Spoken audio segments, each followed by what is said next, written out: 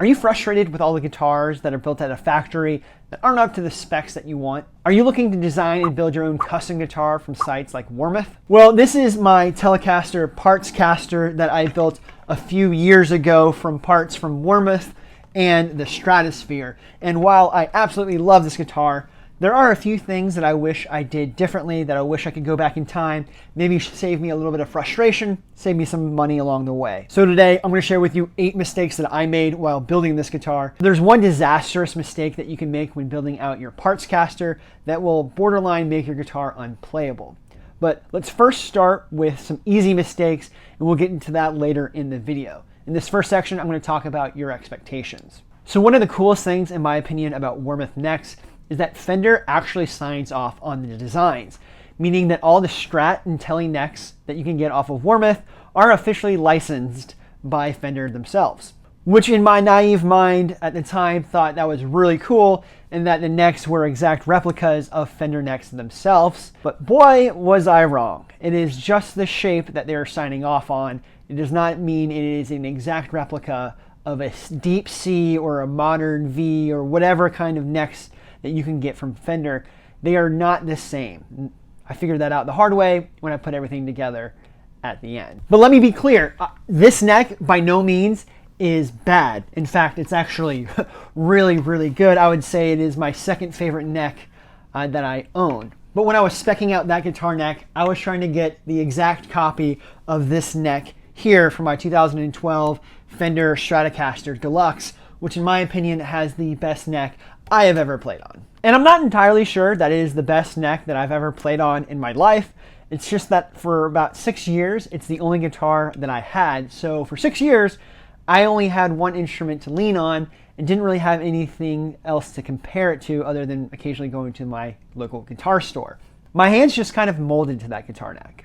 With that said, when it came to replicating that neck, this Warmoth neck came really, really close. I mean, I had everything spec'd out exactly the way it is read on the Fender website. It is a great neck, and I absolutely love it, especially the feel of the baked maple, but it's just slightly different in feeling from that Fender Strat. The next mistake I made is when I was applying this Fender style decal to the headstock. For those of you who don't care about visuals, so be it, but those of you who would be absolutely devastated if your 3-year-old knocked over your guitar by accident and chipped part of the headstock off of your guitar, this tip is for you. So when I was building this Partscaster, I knew I wanted the headstock to look like a Fender headstock, but I didn't want it to actually say Fender because it wasn't truly a Fender. So I found an artist on Etsy who could design a logo that looked just like the Fender spaghetti style logo and make it say whatever word you want. Perfect. So instead of Fender, I went with my aforementioned 3-year-old's name, and instead of Telecaster underneath Fender, I decided to go with his nickname and one of my old classic country favorite songs of all time, Buckaroo.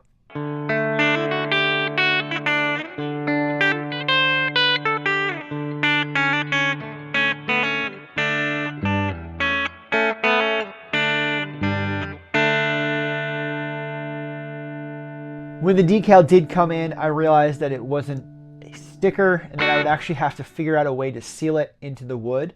And being the impatient guy that I am, I decided I'll find something around the house in order to make this work.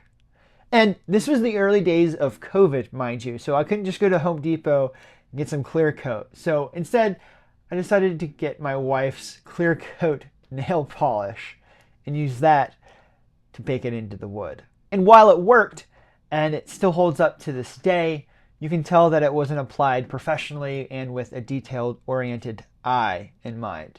And like my chipped headstock of earlier, I personally don't mind these imperfections, but you might. So when applying these kind of things on your Warmoth style guitar, make sure you take your time, do it the right way the first time so you don't have to do it multiple times or mess up a perfectly great decal and have to buy another one. Next, let's talk about pricing, because pricing is arguably probably the biggest factor in deciding whether you should buy or build a new guitar. Now, you don't need to spend a fortune when it comes to building out your guitar, but there really does tend to be a sweet spot when speccing things out. When I built this guitar, I spent about $1,300 in all the parts, all said and done. And when it was all finished, I would roughly say this was the equivalent of an American professional Telecaster that retailed at the time around $1,800. So if you're looking for the best of the best in your guitar build, it's going to hit your wallet pretty hard because quality parts does require a lot of coin. However, you are going to save on the labor costs, only at the expense of needing to know exactly what you're doing and knowing exactly what parts you need in order to build a quality instrument.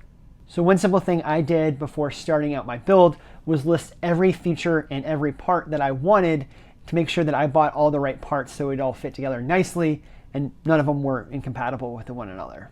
This wasn't cheap by any stretch of the imagination, but from what I put into it versus what I got out of it, there's about a $500 difference, and I equate that to labor and the know-how of how to build an instrument. While I personally feel that my guitar is worth more than the parts that I put into it, it's important to note that the resale value is never going to be the same or more than the amount of money that you put into the guitar. Let's be real here. We are not luthiers. We are literally building Partscasters, Frankenstein guitars like Eddie Van Halen or Eric Clapton, which is totally awesome, by the way, and I'm not knocking it whatsoever. Building your own instrument is one of the coolest things you can do as a guitar player. It really forces you to lock in, to discover what you truly need out of an instrument, and deciding, what really speaks to your soul when it comes to visuals.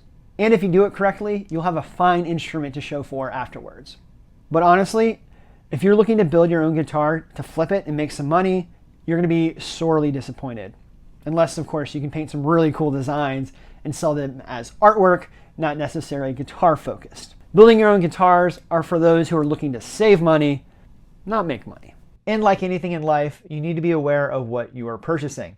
And with this instrument, there's only one thing that I truly regret buying, and it is this gold knob here. It actually works a little bit better now that I've had to do some adjustments, but it's actually not the knob's fault now that I think about it. It's this gold plate here. This knob, it snags a little bit when you roll it off. And that's not because of the knob. I thought it was at first, but it's because of this gold plate. This gold plate was slightly bent and has a little lip right here where the knob is supposed to go. So the knob just barely rubs and gets stuck ever so slightly on the gold plate. It's not the end of the world, but it is kind of noticeable. It's noticeable to feel, not maybe noticeable to see. It still bothers me 5 years later. So keep that in mind when you're buying your parts. If they don't fit properly and you know it's going to bother you, fix it before you finish your guitar because it will continue to bother you. And I will eventually procure a new gold plate, but it's not very high on my priorities list. And until then, I can deal with a little drag. And speaking of things being a drag, the one thing that I wish I had spec'd out while building this Brent Mason inspired Telecaster was the cost of installing either a B bender or a G bender. So this should come as no surprise to anybody who watches this channel regularly. I absolutely love country music, and specifically the music of Brent Mason and Brad Paisley. So when I was building out this country twanging machine, I wish I had thought about, hey, Brad and Brent both use B and G benders. Like, you should account for wanting to add that into your guitar as well, because I know eventually you will want to have a bender of some sorts in order to play your favorite music. Now, I wish I would have looked up the price that it would have cost to install a B bender or a G bender into a guitar after the fact. And in case you haven't looked it up recently or not really in the know with B and G benders, they're stupid expensive. Like, we're talking $1,000 extra to the price of this guitar just to install a bender. And had I known that before I built the guitar, I would have seriously considered maybe saving up a little bit more and just buying the Fender Brent Mason model directly from the factory that has benders installed that are pretty close to $1,000 more than what I have paid. But other than that, I absolutely love this guitar. It's just one of those things that I wish I had the foresight to think of. And maybe one day I'll have a B bender installed in here, or maybe have one of those hand palm benders, some kind of bendering machine.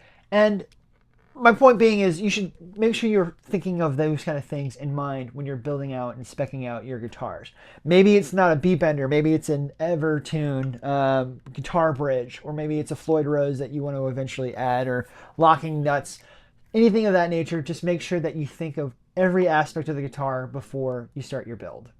Okay, the last part that I want to run by you is all the different choices that Warmoth has on their website, because man, oh man, does Warmoth have a lot of different options for you to choose from. And besides the obvious things like make sure that you have the right or correct orientation of the guitar, make sure your neck pocket fits the guitar body that you want, and make sure that your nut is the same width as your bridge that you're going to use. There's some other things that aren't necessarily as obvious to somebody building their first Warmoth guitar.